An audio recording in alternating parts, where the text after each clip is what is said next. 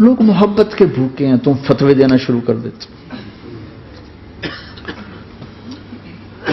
جنید جمشید کے بارے میں مجھے پتا چلا کہ ساتھی اس کے گھر کھانا نہیں کھاتے کہ حرام کمائی.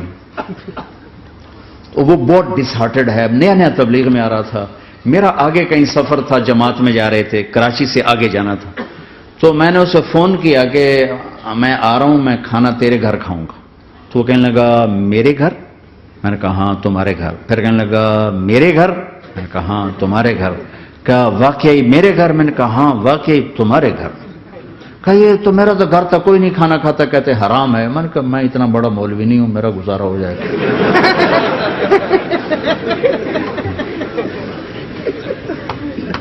کچھ عرصے بعد وہ 4 مہینے کے لیے جماعت میں چل رہا تھا. لوگوں کو محبت.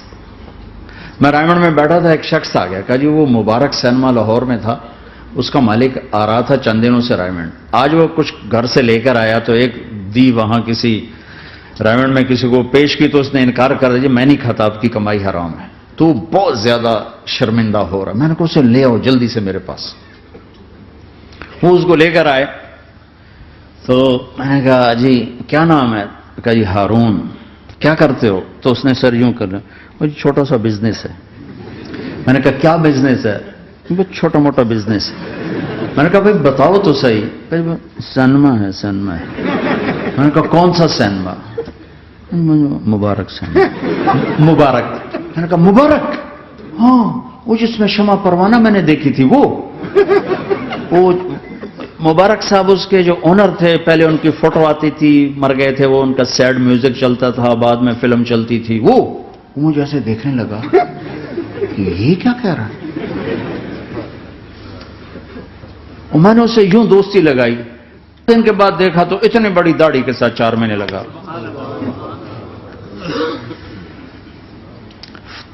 لوگ فتوے دینے میں بڑی جلدی کرتے، بدگمان بڑی جلدی ہوتی. کسی میں 100 خوبیاں ہوں، ایک کمی ہو، ساری پہ کانٹا پھیر دیتے. میں اپنے ڈیرے میں تھا، ایک انجینئر پڑھا لکھا بڑا آ گیا. تم تبلیغ والے منافق ہو، تم تبلیغ والے جو ہے اوپر سے کچھ ہو اندر سے کچھ ہو، یہ کرتے یہ کرتے یہ کرتے. شروع میرے ڈیرے میں تھا، مجھے بولنا نہیں تھا، میرا مہمان تھا. مہمان تو جوتا بھی مارے تو ہمیں سہنے کا حکم ہے. میں چپ کر کے سنتا رہا.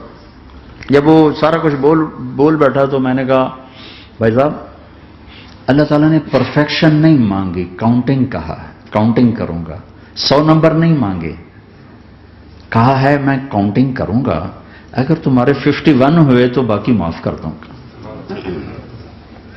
تو جو گناہ عیب ثواب آپ بتا رہے ہیں، ممکن ہے اللہ معاف کر دے ان نیکیوں کی وجہ سے جو تبلیغ والے کر رہے ہیں. اور کسی کو برا کہنا یہ اپنے برا ہونے کی پہلی نشانی ہے. میرے نبی نے فرمایا کسی کے برا ہونے کے لیے یہی کافی ہے کہ دوسرے کو برا کہے. یہ میں اسے نہیں کہا، یہ ویسے آپ کو بتا رہا ہوں، اس کو یہ میں نے نہیں کہا.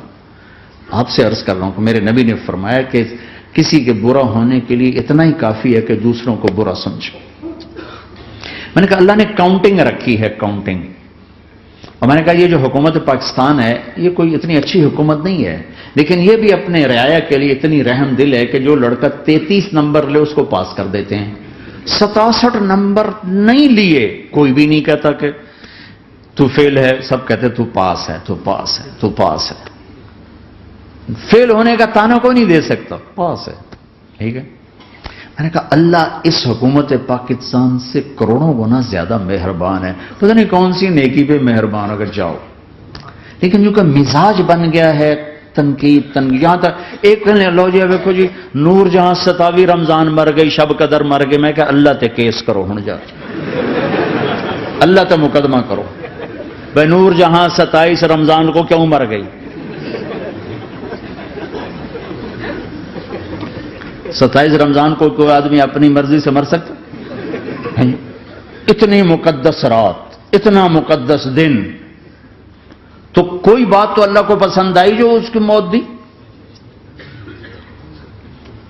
لیکن ہماری عادت بن گئی ہے کمیاں پکڑنا، ٹانٹنگ کرنا، چھلنی کر دینا سینہ. اپنے اب دھنیے اپنی دھن، تجھے کیوں فکر ہے اے گل دلے صد چاک بلبل کی، تو اپنے پیرہن کے چاک تو پہلے رفو کر لے۔ کیوں اوروں کے عیب دیکھ دیکھ خود بھی اپنے غیظ و غضب میں اور اپنے حسد کا شکار اور کبھی بغض کا شکار؟ ارے اندھے بن جاؤ گا، مجھے کچھ نہیں نظر آتا، میں صرف میں صرف خوبیاں دیکھوں گا، عیب نہیں دیکھوں گا۔ لوگوں کو قریب کرو، پیار کرو، محبت